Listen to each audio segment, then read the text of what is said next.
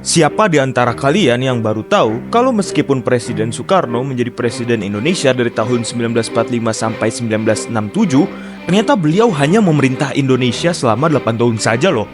Yap, semua itu tidak lain karena sistem pemerintahan Indonesia saat itu, yang dimana sistem pemerintahan yang diterapkan adalah kabinet parlementer dan bukan sistem presidensial yang kita kenal sekarang.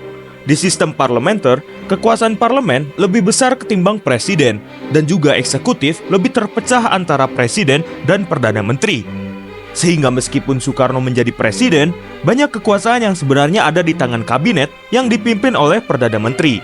Dan presiden hanya sebagai simbol kesatuan negara layaknya seorang raja di pemerintahan monarki yang menyetujui kebijakan-kebijakan yang diambil kabinet sekaligus berkonsultasi dengan perdana menteri tentang masalah negara. Sistem ini mirip seperti negara-negara yang kita kenal sekarang, yakni Malaysia, Inggris, Singapura, dan lain-lainnya. Tapi ternyata sistem parlementer tidak berjalan dengan baik dan sangat tidak cocok diterapkan di Indonesia, apalagi dalam keadaan yang sangat tidak stabil saat itu. Banyak partai-partai bertarung dan hanya mementingkan golongannya sendiri layaknya politik zaman sekarang. Sampai menyebabkan banyak kabinet perdana menteri yang jatuh, bahkan ada yang belum menyentuh 1 tahun masa jabatan.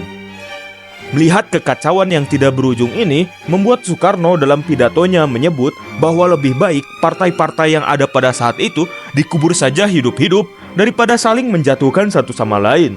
Soekarno pun melalui dekret Presiden 5 Juli 1959 membubarkan sistem parlementer dan kembali ke sistem presidensial yang membuat negara lebih kuat di bawah kendali presiden.